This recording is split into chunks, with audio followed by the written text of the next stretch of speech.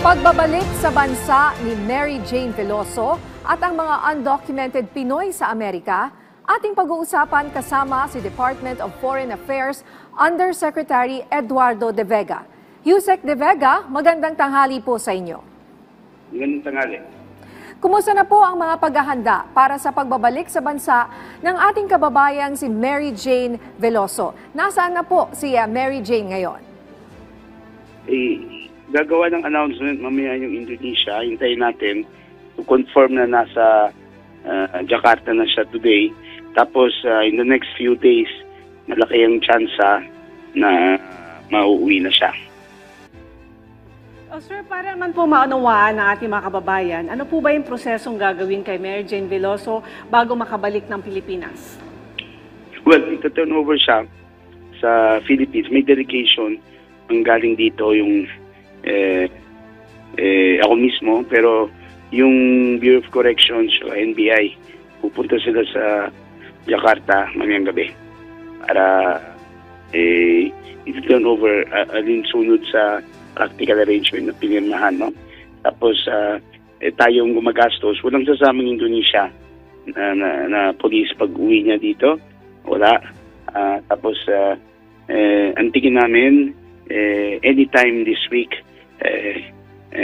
may chance na makakauwi na siya, pero depende yan sa usapan namin mamayang gabi o bukas.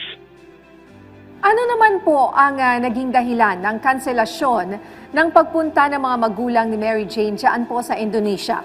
At kumusta po ang pakikipag-ugnayan ninyo sa pamilya Veloso? Okay. Number one po, ang pagpunta nila, bibisitahin siya sa kanyang normal kulungan sa Yogyakarta kasi hindi naman siya nakakulong sa kapital, sa Jakarta. Ngunit, itong weekend, sinabihan kami, may nakaschedule na kami, binili namin ng ticket.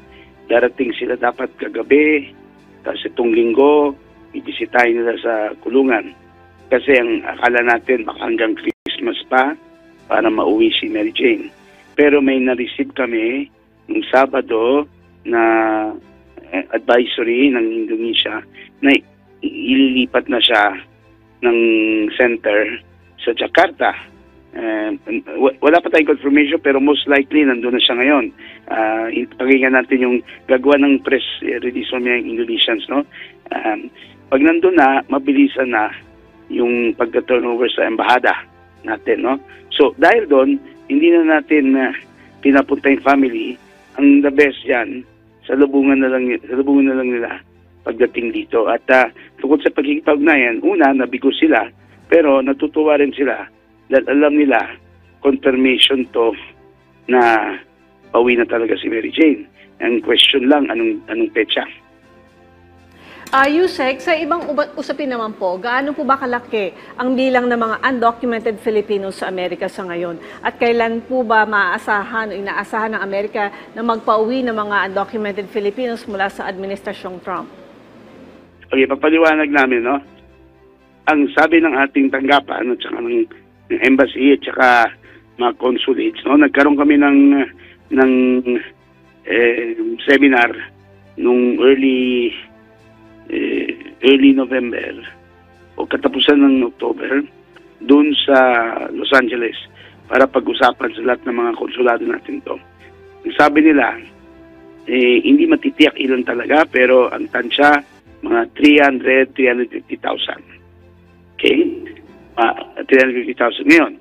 Tungkol sa pag-uuwi nila, hindi naman nila gusto umuwi at nais namin ipaalala sa ating mga kababayan, yung mga nababahala, hindi naman sila ang tinatarget ng Trump administration.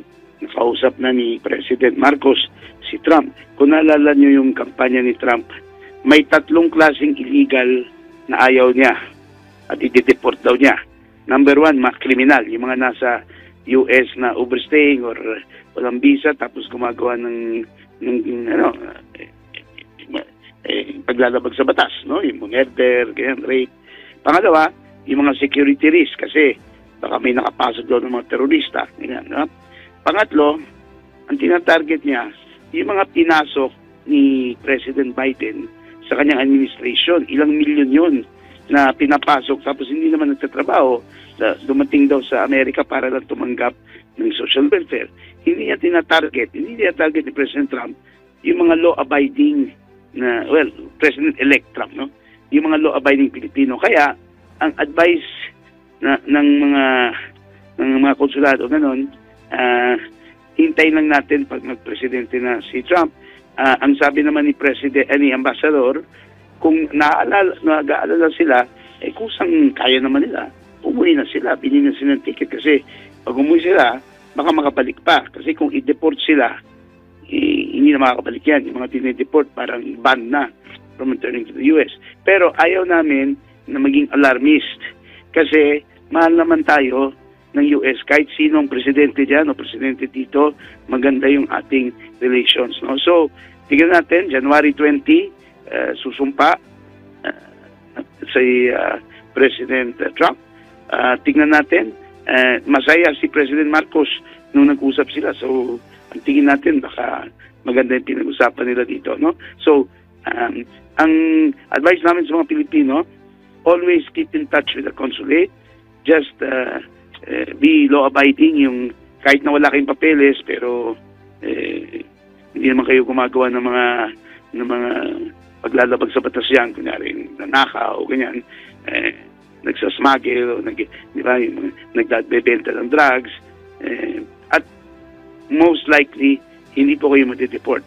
At hintayin na rin natin yung mga legal na gagawin nilang mga hakbang para ma-legalize yung mga overstaying kasi dapat magkaroon din ganyan. Okay.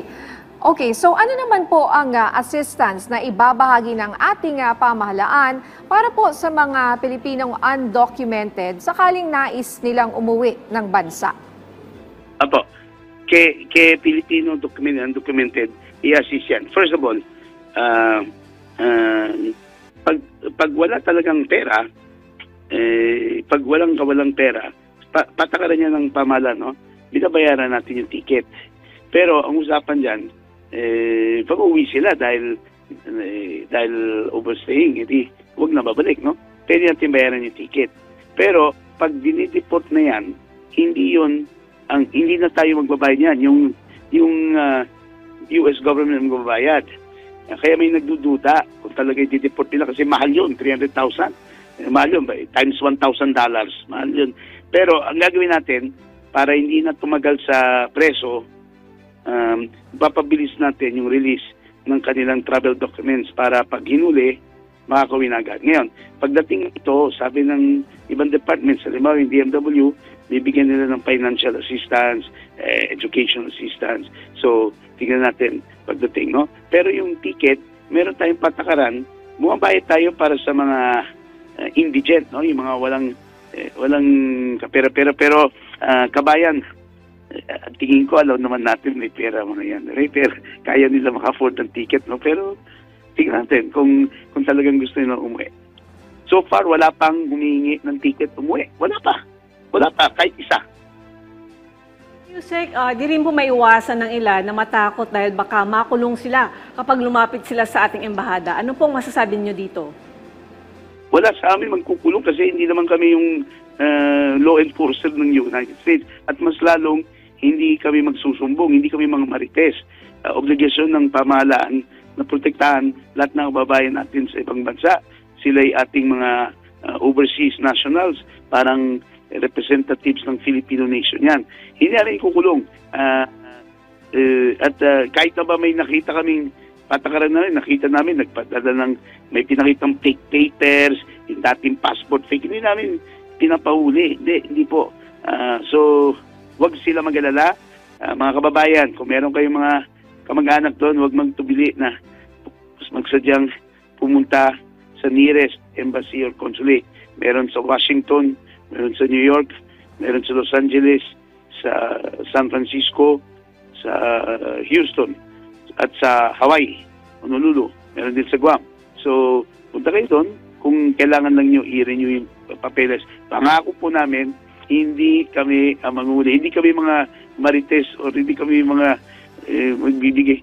Kaya nga kayo pumunta sa amin para tulungan namin. Tapos, bakit namin kayong kukulungin? Although, luma ng katakutan. Nung bata pa ako, 30 years na ako sa service. Nung junior officer pa ako, yun din ang iniisip nila.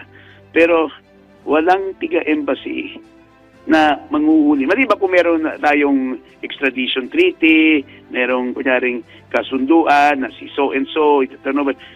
Pero ang patakaran ng embahada, wala tayong tinaturnover na Pilipino sa sinusumbong na illegal sa host authorities. All right.